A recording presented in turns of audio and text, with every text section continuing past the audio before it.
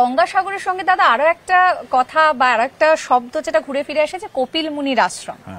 সেই কপিল মুনির আশ্রম কিভাবে লোকের কাছে পরিচিত হলো, কিভাবে কপিল মুনির আশ্রমে পুজো দেওয়া, মানে গঙ্গাসাগরে স্নান করে কপিল মুনির আশ্রমে পরিবারের মঙ্গল কামনায় পুজো দেওয়া, এটা মোটামুটি পুণ্যার্থীদের একটা বলা যেতে পারে যে সাজানো ছক থাকে। তো সেক্ষেত্রে কপিল মুনির আশ্রম এখানে কারণটা একেবারে মিথোলজিক্যাল। আচ্ছা, মানে এইখানে হিস্টোরিসিটির থেকে কিন্তু মিথোলজিটা বেশি আসবে, এবং যে কাহিনী রামায়ণের মধ্যেও আছে, মহাভারতে আছে, বৃহৎ ধর্ম পুরাণের মধ্যে আছে, এই কতগুলো পুরাণ আর রামায়ণ মহাভারত এটা হচ্ছে বেশি, রামায়ণের থেকেও মহাভারত বেশি আছে। ঘটনাটা হচ্ছে যে রামায়ণের কাহিনী আবার মহাভারতের কাহিনী এর মধ্যে কিন্তু একটু তফাৎ আছে ওই বংশ পরম্পরার মধ্যে। মানে এরকম বলা হয় যে সগর রাজার যে তিনি একটা অশ্বমেধ যজ্ঞ আরম্ভ করেছেন, তার যে অশ্বমেধের ঘোড়া, সেটা মানে অশ্বমেধ যজ্ঞ করা মানেই হচ্ছে অন্তরিক্ষ লোকে দেবতাদের ত্রাস তৈরি হয়, যে ইন্দ্রর ক্ষেত্রে তৈরি হয়েছে যে এত যজ্ঞ করছে আমার ইন্দ্রত্ব নিয়ে নেবে, আমার জায়গা চলে যাবে।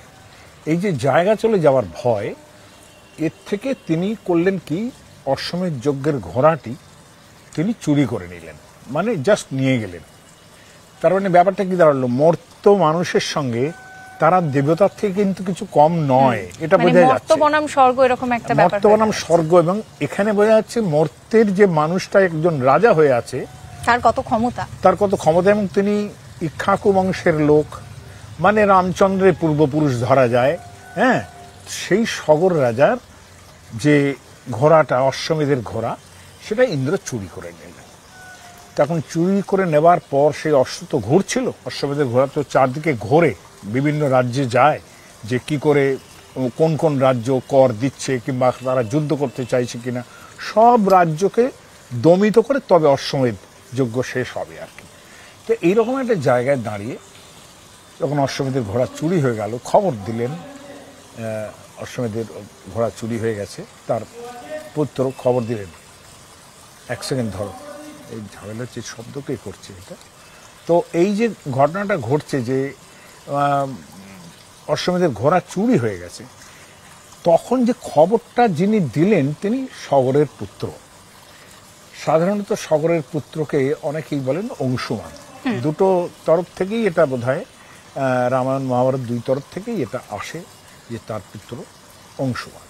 তো অংশুমান খবর দেওয়ার পর তিনি তো খুব রেগে গেলেন এবং বললেন যে যেভাবে হোক তুমি খুঁজে বার করো, দরকার হলে সাগরকে খনন করে দেখো কোথাও আছে কিনা, এরকম।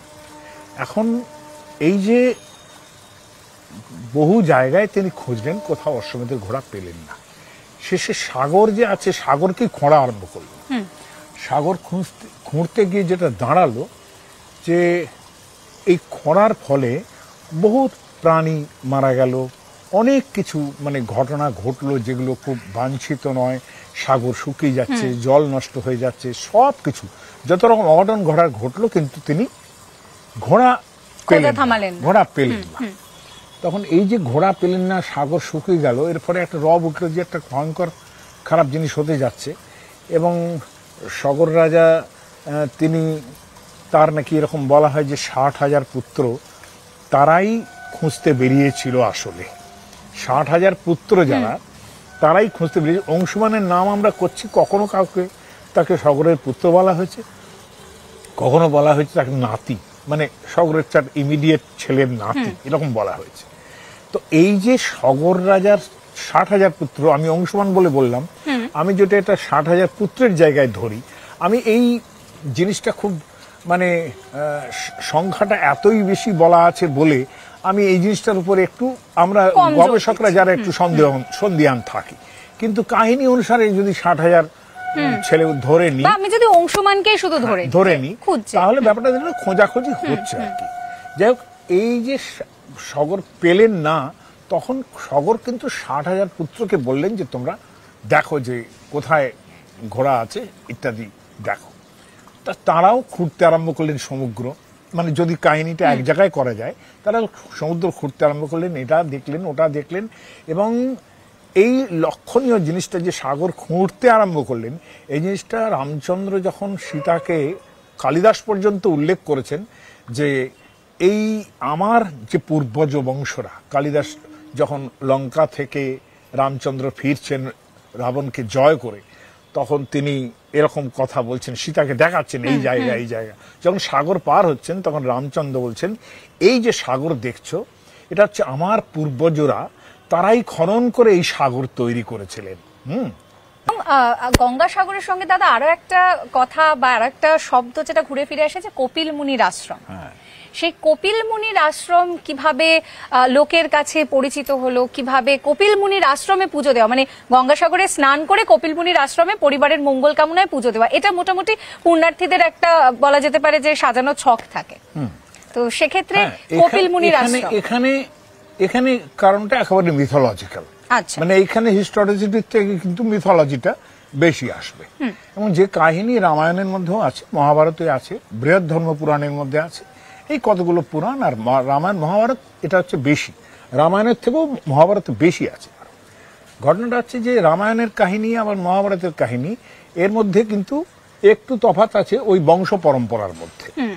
মানে এরকম বলা হয় যে সগর রাজার যে তিনি একটা অশ্বমেধ যজ্ঞ আরম্ভ করেছেন, তার যে অশ্বমেধের ঘোড়া, সেটা মানে অশ্বমেধ যজ্ঞ করা মানেই হচ্ছে অন্তরিক্ষ লোকে দেবতাদের ত্রাস তৈরি হয়, যে ইন্দ্রর ক্ষেত্রে তৈরি হয়েছে যে এত যজ্ঞ করছে আমার ইন্দ্রত্ব নিয়ে নেবে, আমার জায়গা চলে যাবে।